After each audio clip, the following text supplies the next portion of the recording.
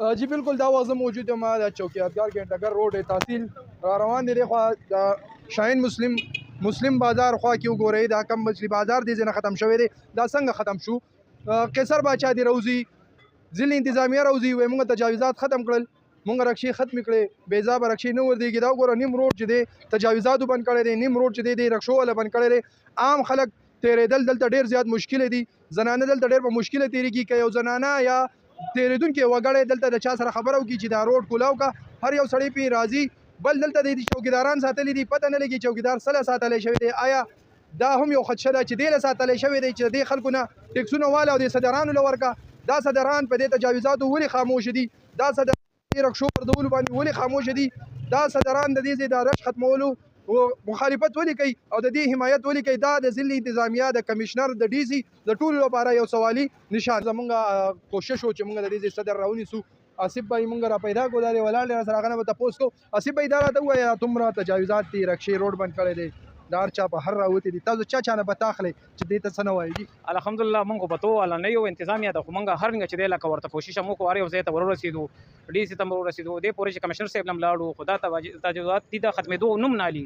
اکروچمنټ خو دلته کې ختمېږي نه ولې چې ګوره جي ټرافیک والا خو د سره هم نه راځي خو موږ د هغې اعلی افسرانو سره ملو شو که نه هغوی موږ ته ووایي چې بس د کار به وکړي اوسه پورې په دې موږ په دې کال کې په دې 2 کالو کې موږ د ټرافیک والا اهلکارانو کارونه لیدلو صحیح د افسران زبردست خلک دي افسران موږ سره په هر دغه باندې چې دی لکه چلېږي خو موږ د لاندې دغه نه چې دی طبقې نه ډېر زیات خفه یو خو موږ له چې دی دلته پرمننټلي چې دی یو ټرافیک اهلکار پکار دی چې هغه د 2 بجو نه د شپې 8 بجو پورې ولاړ ولې چې دا خو د شپو سټاین دی دا وګوره ځای په ځای باندې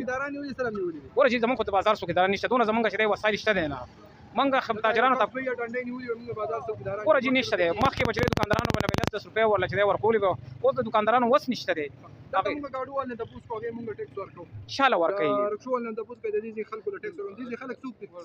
نو بس خو صدر باندې چې دی چا ثابته که خو صدر به چې دی خبره په میدان به سملي او د سر چې دی خلک د مخې نه کټ کړي موږ د سخت طرف نه کټ کړي آیا تاسو دا نه ګڼئ چې دلته د رکشې وردګې تجاوزات دي زنانه هم نشي تېرېدلی یاره موږ خو دا وایو که نه زموږ بازار دی زموږ علاقه ده موږ خو وایو چې څومره ښکلي وي څومره بهترینه وي نور دې سره چې دی زموږ چې دی لکه څونه د بهر نه چې خلک راځي که نه نو هغوی به هم خوشحاله وي په تور راتګ کې به هم اسانتیا وي نور زنانه چې راځي هغوی ته به هم لاره کولو وي موږ دا نه غواړو جي لکه را دي شي حکومت چې دی خپل کار کوي خو زه وله رادغه شم چې تاسو دا غلط کار کوئ که نه نو بیا چې دی په ما باندې چې دی تاسو چې لکه سوال وشتولی شي جي موږ هم دا غواړو چې لکه جي بالکل دا زموږ سره آصف دراني چې کوم د دې بازار